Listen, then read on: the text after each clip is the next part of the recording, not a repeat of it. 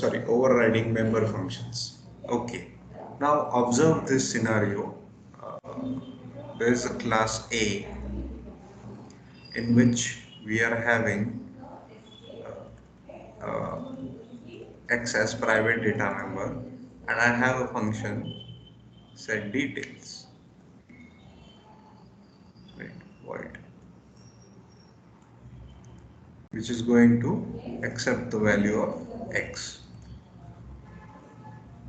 right, and many other functions. Then I inherit class A into my class B, maybe publicly, right? And in the public part, sorry, in the private part, I have a data member Y, and in the public part, again, I have a function set details, right, which is going to accept the value of Y, and that is the end of class, right? This is the scenario. The thing I want to focus on is base class is having a function whose name is same as that of a function present in the derived class, right? So what do you think? Am I using the two variants of these two functions? Naturally, I will be creating object of the derived class. So when I say b dot set details, b dot set details like this, there is a confusion. So which set details should get called, right? So the set details function of my base class is now overridden by the set details function of my derived class. So when I call set details, the derived class overridden function, overriding function, I mean, overridden is this, overriding function is this. So the derived class overriding function is called. Understood this? So this is called as overriding of member functions. So same thing is given. Suppose a function with the same name and set of arguments is defined in both the derived class and the base class. So in that case, I'll just erase this out. So in that case, if we call this function using the object of derived class, that is what we did. We created an object and we called b.setDetails. Then the function of the derived class will be executed. Clear? So this is known as function overriding, and functions in the derived class override the functions of the base class usually. So it's an example, same example. We are having a print function, and the same print function, I mean the entire signature, I mean the entire prototype of the function is the same. So in this case, the print function is an overriding function of the derived class. We have created an object and we have called the print function. So definitely this output will be given, derived function.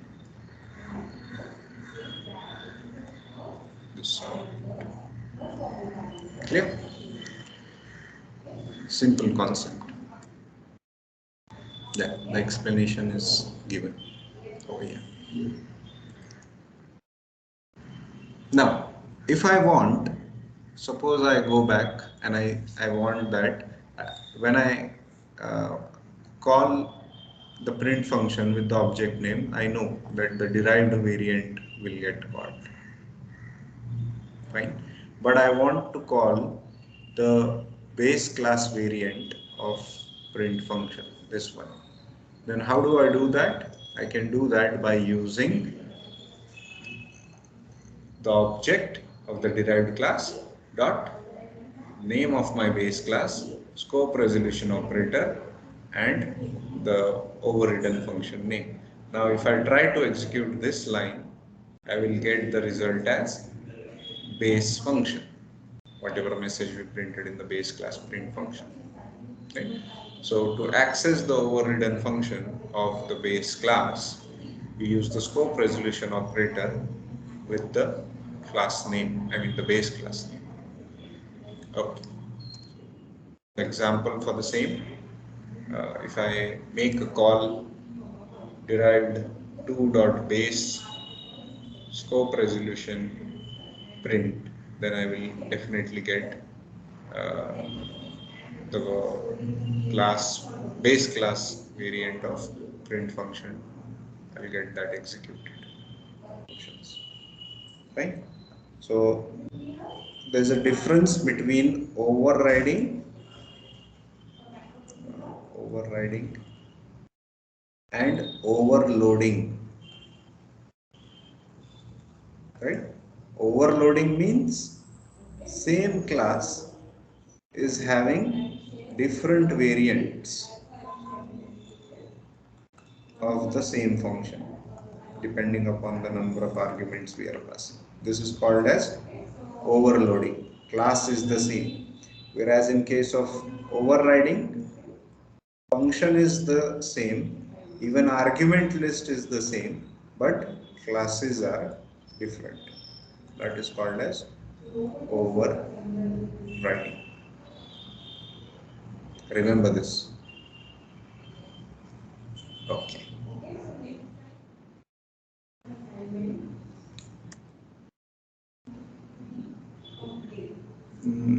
So calling the overridden function from the yeah, the same thing we are doing. What we are doing over here, we are having a base class in which a function is their print, and we have the same print function in my derived class as well. So there is a overriding function, print function.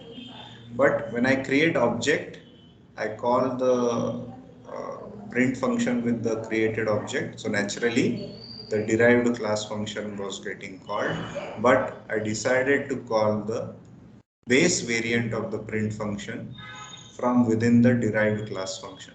So in that I have to mention base scope resolution print. So this will make a call to my base class print function.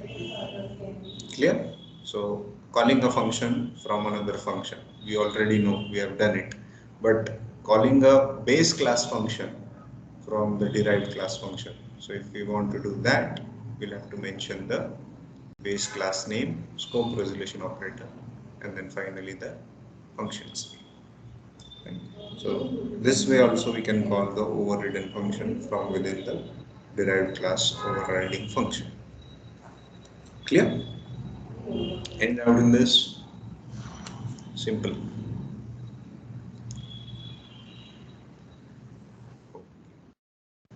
Yeah, the execution flow is explained. First, the derived class function is called, and from that, we are giving the call to the base class function.